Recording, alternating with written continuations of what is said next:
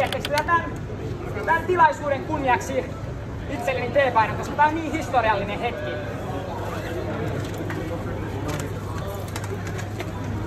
Mä oon jonottanut täällä en itseni takia, vaan miljardien kanojen ja muiden sorrettujen eläinten puolesta. Kanat, lehmät, muut tuotantoeläimet ovat kaikki aistivia yksilöitä, aivan niin kuin kissat ja koirat. Se tuleeko kana Suomesta vai Puolasta on sivuseikka.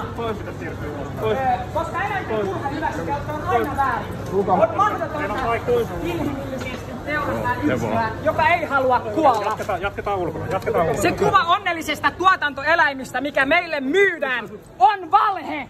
Äärimmilleen jaloistetut eläimet kärsivät ja kuolevat, koska me syödään sitä. Me voidaan lopettaa eläinten syöminen. Meidän ei tarvitse syödä. Me ollaan hyvän puolella. Ei tarvitse pelätä. Katsokaa vaan nämä rohkeet. Te voitte tehdä ihan samoin. Tässä ei ole mitään uutta. Kaikki me tiedetään, että meillä on vegaanisia ruokia saatavilla. Meidän ei tarvitse tappaa 60 miljardia eläintä. Me ollaan ihan normi-ihmisiä. Ei tarvitse tehdä mitään. Niin, kyllä. Täältä meidän halutaan vaientaa. Meitä ei koskaan vaienneta. Me ollaan ihan normaaleja. Ja me tehdään tätä työtä. Täällä ollaan ihan normisti. Rakkaus voi